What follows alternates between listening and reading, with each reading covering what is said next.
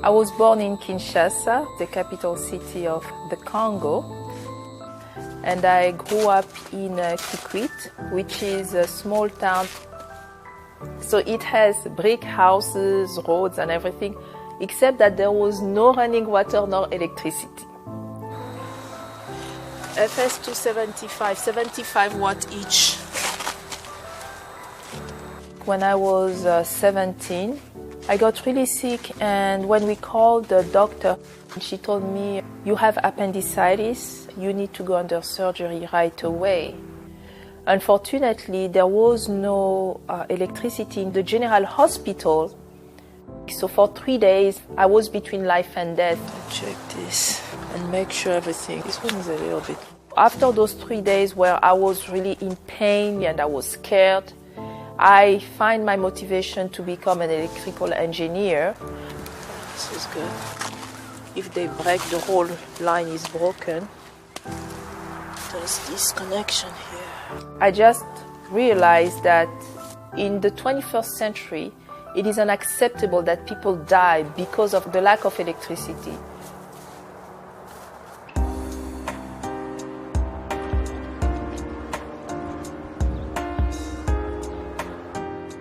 I came to the United States to study electrical engineering at the University of Toledo. I was very interested in renewable energy, so when I was doing my undergrad, I learned to design and install solar systems and completed my bachelor, my master's and my PhD here. So this week we are going to continue with Introduction to C. I could see that it was very important not only to find solutions to problems, but to teach others how to find solutions and how to implement those solutions. So that's why I became a professor, to pass on the knowledge I've learned. This is a way to get the answer. Typically, I have 0 women. We are lucky to have 3 women in class. You got it? Okay, good. Why do we have few women in the STEM field? Science, technology, engineering, and math. Oh, Connor. Jennifer. It's very easy when you go in a store, you see all the toys for women and girls are dolls and things like that, and for the boys you would have tools. So unfortunately, society is pretty much sending a message that science, technology, engineering, and math is for men. And then you have the LED here. Right now, there's a lot of work that's being done to say, no, you are a woman, you can do STEM. That message needs to be sent early.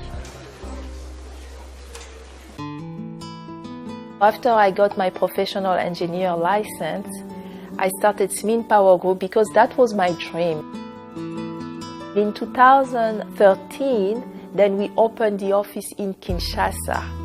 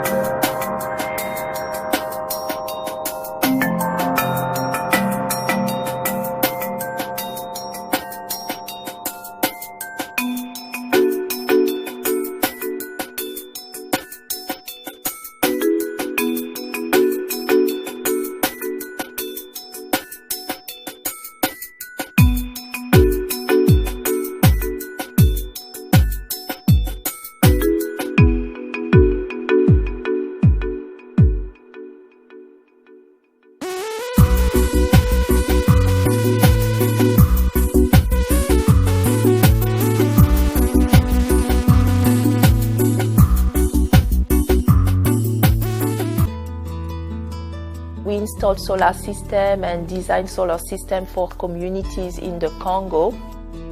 I always wanted to lead a company that would provide energy solutions in places like Kikwit. It's not as much the money, but it's the social impact coming from my experience, almost dying because of the lack of electricity. It was a huge effort to educate the customer. And we were pleased to see that after this effort that more people are interested in solar in the Congo. So it's been a positive experience.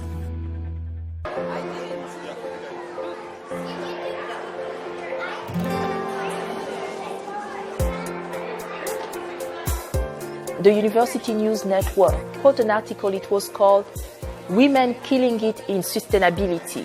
And they listed me. And Imagination Station read the interview, so they contacted me. They said, we are doing the Girl Power event to introduce girls from Toledo to the STEM field. Would you like to be part of it? So that's how I was invited to be the keynote this year. Please help me give a big round of applause to our amazing speaker, Dr. Cindy. Thank you very much for this introduction. I believe they had about 200 girls attending.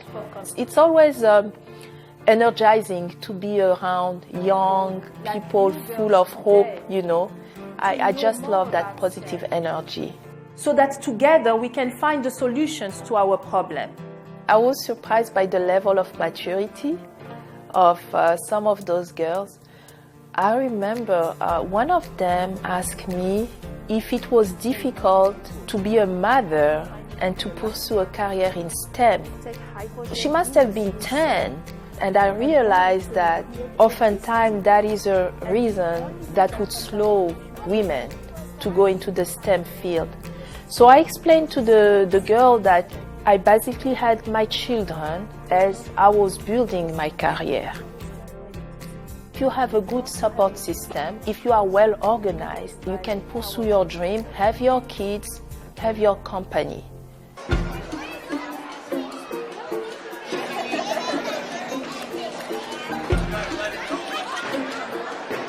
I think the best way to encourage more women and young girls is be there. You are natural. Yeah. Wow, Get in the video. good. First, show them that it's possible to be done. Great. I think it's possible that one day half of my class will be women. Your code right there. If we focus more into introducing STEM early on in the school program. You're welcome. So this is what we would like to see.